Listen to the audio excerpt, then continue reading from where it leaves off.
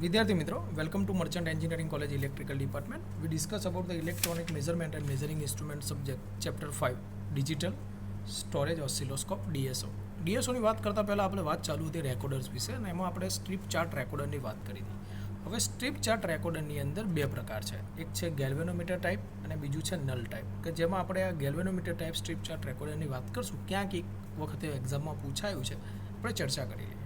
Okay, ચલો. તો galvanometer type strip chart recorder શું છે? તો એની અંદર સૌથી પહેલાં તો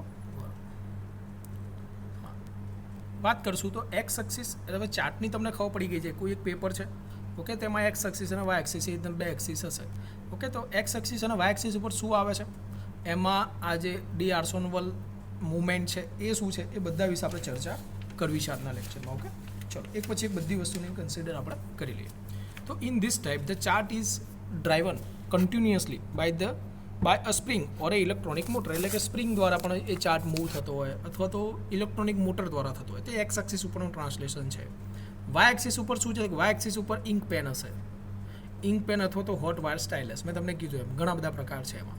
અને કેવી રીતે કંટ્રોલ થતું હશે? D'Arsonval movement. હવે ડી આર્સોનવલ મુવમેન્ટ શું છે તો એની ચર્ચા કરીએ. નોર્મલી ડી આર્સોનવલ મુવમેન્ટને એવું કહેવામાં આવે છે કે એ નોર્મલી કરંટ સેન્સિંગ મિકેનિઝમ છે અથવા તો કરંટ સેન્સિંગ મુવમેન્ટ મેઝર કરશે. હવે એમાં નોર્મલી આપણને ખબર છે ત્યાં સુધી, જો એક વસ્તુ અહીંયા લખી રહ્યો છું, તમે સ્ક્રીન ઉપર જ જોજો. નોર્મલી જ્યારે કોઈ કરંટ પાસ થાય છે, ઓકે, શેમાંથી? તો કે એવી કોઇલમાંથી કે જે મેગ્નેટ્સના ઇફેક્ટની અંદર હોય.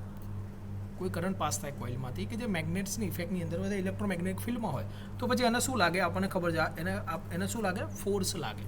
એને શું લાગે? ફોર્સ લાગે. તો એ જે મુવમેન્ટ છે એને ડી આર્સોનવલ મુવમેન્ટ કહેવામાં આવે છે, કે જે નોર્મલી ગેલ્વેનોમીટરમાં યુઝ થતી હોય છે. અને આપણો galvanometer type strip chart recorder છે, એટલે એ જ મુવમેન્ટ આની અંદર પણ યુઝ થઈ રહી છે. ચલો, in this movement the current is to be recorded in passing through the moving coil suspended in the field of permanent magnet. હવે મેં તમને જે વાત સમજાવી એ વાત અહીંયા લખેલી છે. તો આ મુવમેન્ટ કેવી રીતે થઈ રહી જુઓ તો. મુવમેન્ટમાં શું છે? The current to be recorded is passing through, current record થશે. શેમાંથી પાસ થઈ રહ્યો છે? કોઈ મૂવિંગ કોઇલમાંથી. એ શેમાં છે? In the field of permanent magnet. Okay, done. ચલો, હવે the greater the amplitude of the incoming signal. ધારો કે ઇનકમિંગ સિગ્નલ મોટો હોય, મીન્સ કે ધારો કે કોઈ ક્વોન્ટિટી છે કે જે મેઝર કરવાની છે, એનું એમ્પ્લિટ્યૂડ ખૂબ જ મોટું છે, તો ડિફ્લેક્શન પણ કેવું આવશે? ખૂબ જ મોટું. When the pointer come to reset on account of controlling torque exerted by the spring, the stylus also come to rest. ધારો કે કંટ્રોલિંગ ટોર્ક છે, ઓકે, એ સ્પ્રિંગ ઉપર ધારો કે ઓછું આવતું હશે, તો પછી એ જે આપણું સ્ટાઇલસ છે અથવા તો પેન છે એ પણ રેસ્ટની અંદર હશે. And thus the value of the quantity to be measure. જો વાત કરીએ, when the pointer come to rest on the account of controlling torque exerted by the spring, એટલે કે નોર્મલી સ્પ્રિંગથી આપણને આગળ વાત કરી કે ભાઈ આ સ્પ્રિંગ જો અહીંયા લખેલું છે કે ભાઈ સ્પ્રિંગ દ્વારા એ પેપર ફરતું હોય. હવે એના કરતાં કંટ્રોલિંગ ટોર્ક વધી જશે, એક્સર્ટેડ બાય ધ સ્પ્રિંગ એના કરતાં વધી જશે, તો સ્ટાઇલસ શું હશે? એ વર્કની અંદર આવી જશે અને ક્વોન્ટિટી રેકોર્ડ કરવા મળશે. બીજું, this type of recorder is not useful for recording the fast variation. Okay, એ ફાસ્ટ મુવમેન્ટ માટે નથી. કોના ફાસ્ટ મુવમેન્ટ? ધારો કરંટ, વોલ્ટેજ, પાવર, એ ફાસ્ટ મુવમેન્ટ ઉપર નથી. This instrument record only the average value. હવે એના માટે આપણને ફિગર આપી છે અને આ પીએમએમસી મુવમેન્ટનું મોડિફિકેશન આની અંદર કરેલું છે. Okay, the modification is done is order that the chart may be driven at constant speed by the clockwise mechanism or electric motor. Means કે આમાં મોડિફિકેશન શું કરેલું છે કે જે ચાર્ટ છે એ કોન્સ્ટન્ટ સ્પીડથી એ આગળ વધી રહ્યો છે અથવા તો એ રીતનું મુવમેન્ટ છે. Okay, by the clockwise mechanism અથવા તો ઇલેક્ટ્રોનિક મોટર દ્વારા પણ એ મિકેનિઝમ સેટ હોઈ શકે. બીજું, the recorder can work on the range of the few milli ampere to several milli ampere અથવા તો ફ્યુ મિલી વોલ્ટથી સેવરલ મિલી વોલ્ટ. આપણે કીધું કે એક એવરેજ વેલ્યુ મેઝર કરવા માટે જ આપણે આ ચાર્ટ્સનો યુઝ કરી રહ્યા છે. તો તમને આવું એમસીક્યુની અંદર પૂછાઈ શકે, ઓકે, કે ભાઈ ગેલ્વેનોમીટર ટાઈપ જે સ્ટ્રીપ ચાર્ટ રેકોર્ડર છે તો એ કેટલી માપી શકે? તો કે મિલી એમ્પિયરની અંદર જ રેન્જ માપી શકે છે, તો મિલી વોલ્ટની અંદર જ. ઓકે, બીજું, these moving coil galvanometer type recorder is comparatively cheap in cost, એટલે કે સસ્તું છે.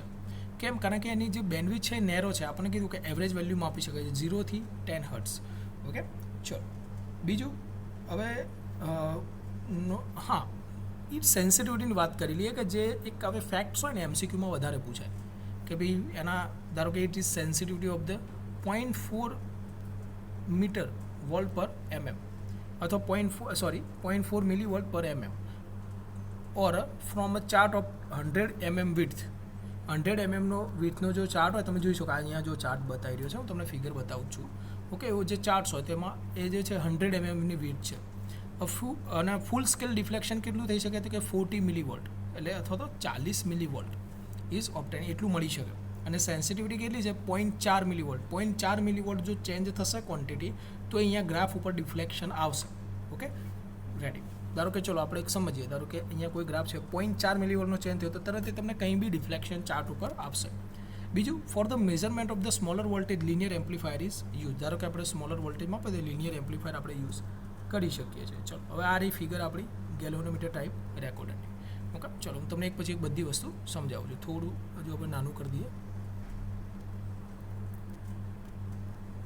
ઓકે હવે આપણને નડશે નહીં પેલું ઓકે હા સૌથી પહેલાં તો આપણે જે ડી આર્સોનવોલ ની વાત થઈ હતી ડી આર્સોનવોલ મુવમેન્ટ તેમાં આપણને કીધું તેમ કે કોઈ એક વાયર છે તો આ વાયર જોઈ લો એ મેગ્નેટ્સની ઇફેક્ટની અંદર છે હવે એમાંથી કરંટ પાસ થશે તો આ જે મુવમેન્ટ આ જે છે એ આખું મુવમેન્ટ કરશે ઓકે એને ફોર્સ લાગુ પડશે અને એ મુવમેન્ટ કરશે એટલે એની જોડે આપણે આ પોઇન્ટર જોડેલું છે ઓકે અને પોઇન્ટર કોના સાથે જોડેલું છે પેન સાથે પેનને ઇંક ક્યાંથી મળશે તો અહીંયા ઇંક રિઝર્વિયર મૂકેલું છે રેડી અને એ રીતે આખું મુવમેન્ટ કરશે કંટ્રોલિંગ ટોર્ક કોણ પ્રોવાઈડ સ્પ્રિંગ છે બીજું કંટ્રોલિંગ ટોર્ક જનરેટ થશે જો કંટ્રોલિંગ ટોર્ક આ સ્પ્રિંગ ટોર્ક કરતાં વધશે તો પેન દ્વારા કંઈક તમને પોઈન્ટ મળશે ઓકે ચલો બીજું તો આ આપણો ભાગ છે આપણા ચાર્ટ્સ વિશે તો એમાં વાત કરી લઈએ આ રોલર્સ છે કે જ્યાં આગળ પેપર વીંટાળેલા હોય રોલ પેપર આગળ જશે આ છે કર્વી લિનિયર ચાર્ટ ઓકે જો આ રીતે કર્વી લિનિયર ચાર્ટ છે ઓકે બે ચાર્ટ્સ હતા આગળના લેક્ચરમાં આપણે વાત કરતી કર્વી લિનિયર હતો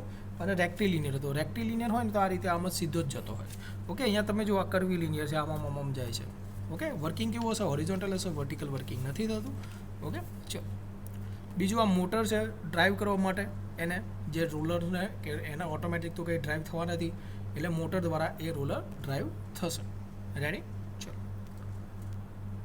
એડવાન્ટેજ અને ડિસએડવાન્ટેજ વિશે વાત કરી લઈએ તો કે the galvanometer type record the very low frequency AC signal okay low frequency AC signal હોય એ યુઝ કરી શકે તો આ બધું એમસીક્યુની અંદર બધા જનરેટ ક્વેશ્ચનો થઈ શકે છે ભાઈ ઓકે એમસીક્યુની અંદર ક્યાંથી પણ તમને એવું લાગે એમસીક્યુ એક્ઝામ છે પાસ થઈ જવાય આઈ થિંક સૌથી અઘરી વસ્તુ એમસીક્યુ છે ઓકે થિયરીમાં તો તમે કંઈ બી લખો તમે એના રિલેટેડ બી લખો તો ક્યાંક એકાદ બે માર્ક આપી જાય આમાં તો નહીં મળે ઓકે તો સો સિરિયસ ઓન દેટ બીજું as the speed of the paper is determined by the gear ratio જે સ્પીડ છે પેપરની એ ગિયર રેશિયો ઉપરથી આપણે ડિફાઇન કરશું and we can the speed as a paper as per requirement તમે speed change કરી શકશો જે પેપરમાં રિક્વાયરમેન્ટ હોય પ્રમાણે the system is comparatively inexpensive સસ્તું છે and it offer the multi level channel operation in this operation one can record large number of varying output simultaneously એટલે કે તમે લાર્જ નંબર ઓફ જુદા જુદા આઉટપુટ વેરિંગ આઉટપુટ લાર્જ નંબરની અંદર તમે મેઝર કરી શકો છો એડવાન્ટેજ છે ડિસએડવાન્ટેજમાં મેં તમને કીધું એમ નેરો બેન્ડ જ આવશે જોઈએ Its perform is affected by the friction losses due to large mass of the moving coil or and stylus. હવે આની અંદર મૂવિંગ કોઇલ છે સ્ટાઇલસ બી છે તો ફ્રિક્શન લોસીસના કારણે થોડું મેઝરમેન્ટમાં વેરી આવી શકે છે it has having a very small bandwidth at about 0.10 hertz અને બેન્ડવિથ કેટલી છે ખૂબ જ નાની છે ઓકે 0 to 10 હર્ટ્સ સુધીની 0.10 નહીં હોય 0 થી 10 હોય ઓકે જો અહીંયા આપણને લખેલી હતી 0 to 10 હર્ટ્સ 0.10 ના હોય ચલો એના પછી it can record the fast varying signal such as current voltage or power record નહીં ના પાડવાનું છે આમાં નોટ રેકોર્ડ ઓકે થોડી પ્રિન્ટિંગ મિસ્ટેક છે કારણ કે આપણને આગળ આપ્યું હતું જુઓ થેન્ક યુ